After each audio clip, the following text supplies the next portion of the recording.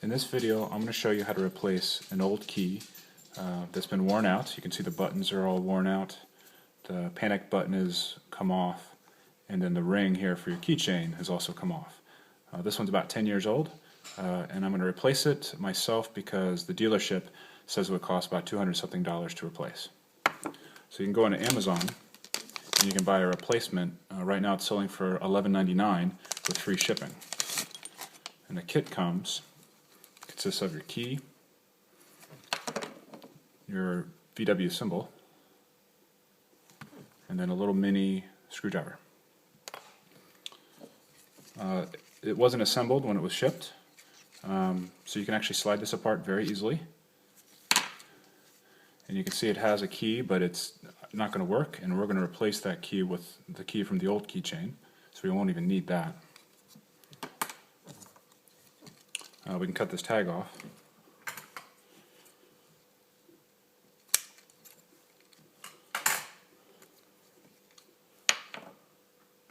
And then we can use a screwdriver to take apart our old key. So first, let the key out, and we are going to pry this open just by putting the screwdriver in there and turning. There it goes.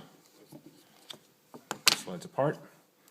Now your circuit board is inside there, and then inside this component is, I think it's an RFID. It's a little tic-tac looking thing that we'll need to get out of there, and we also need to get this key out of there. So to do that, I'll show you in a separate step where I use a clamp to break it, because there's a screw under here and I find it really hard to take this off. So it's either easier just to go to a vise and crush this to get at those components. To get at the circuit board, we take this part of it, same screwdriver, and you can just slide it in the crack under here and turn, same way as you did the first time. So here we go. So the opposite side of the buttons, near the top, there's a groove, and you just put it in the crack and just gently turn, and it starts to come apart. Okay, there we go. There's the battery, which I'll save because it was still working, and I can use that small little screwdriver to pop it out of there. And the other piece has the circuit board. This is a little harder to get out.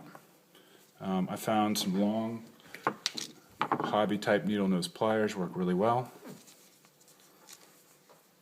And what I'm going to do is put one end of this in this hole right here, and the other end in the space there, and just kind of gently pry it out on the top side.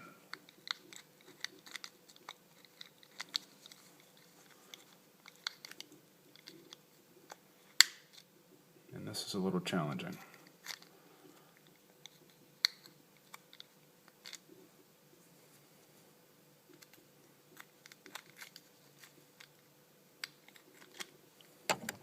Okay, so I had to pause the video so I could work it a little better without playing to the camera, but now it's loose, and you can see the circuit board's coming out, and you should be able to just shimmy it out of there. And once you can get your fingers on the side of the circuit board, it's a little easier. There we go. You don't need this anymore. Be careful when handling the circuit board. You can set that aside too. Okay. So next we can take apart this. This is the new set, and we need to put the circuit board inside of here. So we'll do that next. Again, take the screwdriver, put it in the groove, and turn. It should pop right open.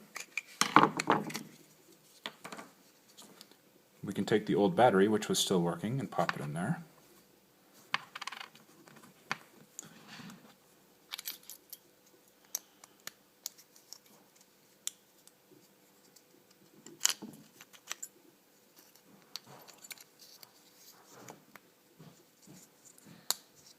There we go. Okay, next we can take the other part of the new remote control and put the circuit board in there.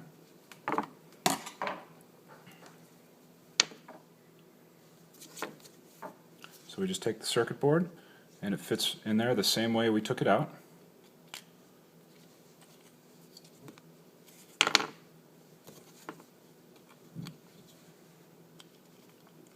And there's essentially two pillars in there that you have to line the holes with.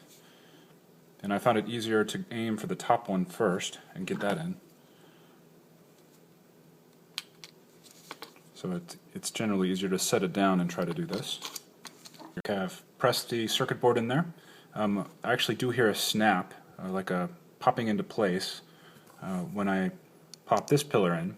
And then this pillar just seems to slide in afterwards. So first start with this pillar, get that to snap in, and then it's kind of easy just to slide this pillar in. Then we can put the lid on. I wouldn't press any of the buttons yet because that kind of pushes this back into the circuit board up. But once we put the case back on, the buttons should work, and we'll try that out. So here's the case with the battery. It should fit right together nicely.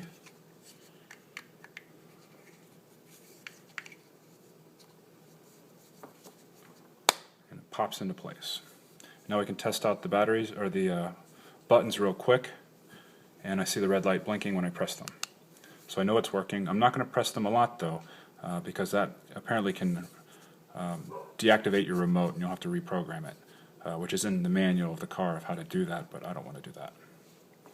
Okay, so now this is working. We could test it out on the car if we wanted to, but instead I'm going to move on to getting the old key and the RFID out of this part of the key. The screw I need to get to is under here, and I have a hard time prying that off, so I'm just going to take this over to the vise in the garage and crush it and then get those parts out. Okay, now we're at the vise in the garage. You can see how I've put the key in there. I have this part of the key, the metal piece is not inside the vise, it's just outside the vise, so that I'm just compressing the plastic.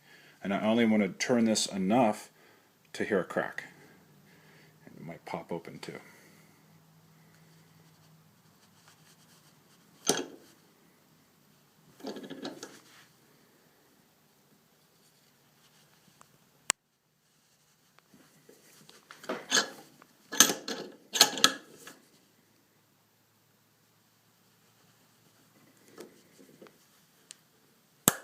There it goes, starting to crack.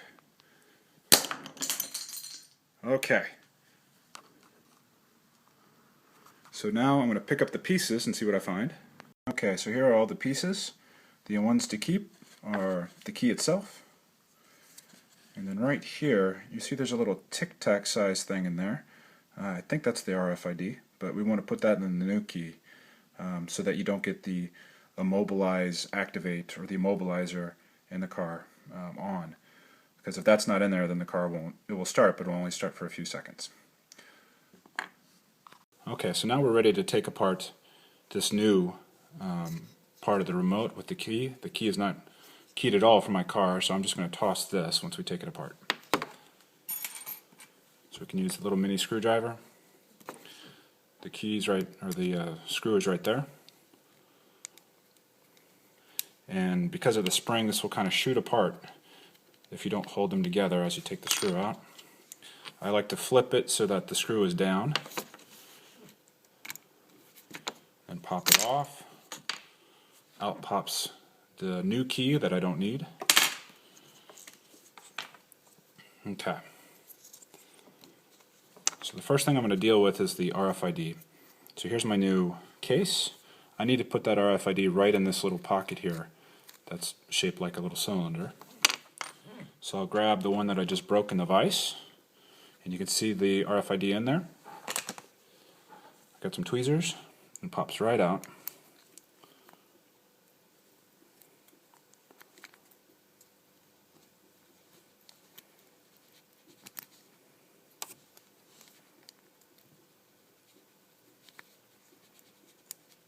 I'm being gentle with it. I'm just kind of grooving or shimming it out of there Don't want to put too much pressure on it. I'm not sure what it's made of. Almost looks like a glass capsule. Let's see if I can grab it with my fingers now.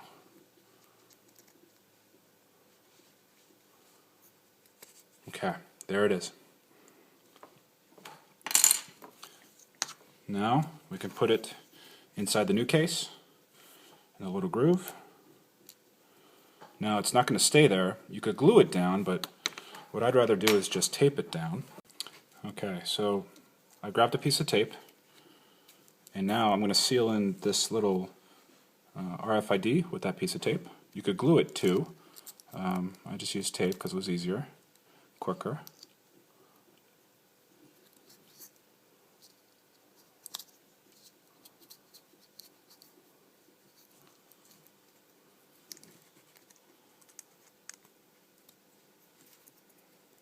There we go. And then you can test that out just by flipping it upside down. Make sure the RFID doesn't come loose. And it should stick to that tape. Okay, so there it is. That's not very pretty. You can glue it if you want to be a little nicer with this. Next, you got to put in the key, the old key into the new casing. So first you put on the spring onto this pillar.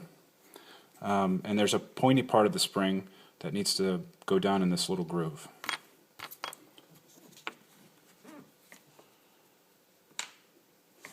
So here's the spring, there's the pointy part right there. So make sure that goes into the groove, like so. There we go. Next, we grab the key. This is the key to my old remote. And on one side you can slide this little cap in just one configuration to where you see the middle notch is in between these two spacers. So there's really only one way that can go in. And then you can flip it, or just put your finger under there, and we're going to slide it on top of the spring. And it really doesn't matter what angle you do it at, and you'll see why in a bit. Okay, so now it's on. I'm holding it down with my thumb, and I'm going to start turning it the other way, holding it down with my thumb to build up some tension on the spring. Okay, so I did one complete turn. I turned this key all the way around one time so that it's really wanting to sling back the other way. I'll take my RFID lid, or my the piece with the RFID, and put it back on top. Press the ends together, and then you can actually test it before you screw it. And that isn't very good. It doesn't have much spring, so that's not enough. I like it to spring a little faster, so I'm going to undo it, keeping my finger on top of the little cap, and I'm going to spin this back around one more time. Okay, so I turned this key around a few times, and now there's a lot of tension built up. I'll pop the cap back on. Okay, and now I can test it out to make sure it springs well enough. There it goes.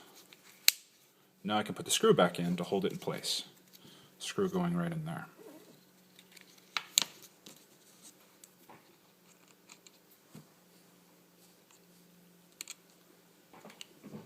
And my screwdriver, there it is.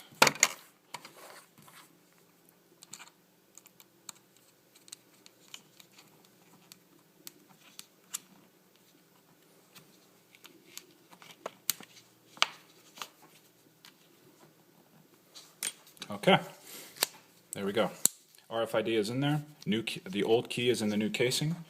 We can take that old circuit board, which is now in the new body, slide them together, and there you go. So now everything's all together. It looks like the key works. When you push a button, the light flashes. When you hit this button, the key flashes forward. Only thing missing is the symbol, the VW symbol. I just took some epoxy, and then I'm going to glue that right on like that. And then your key is done. Good luck.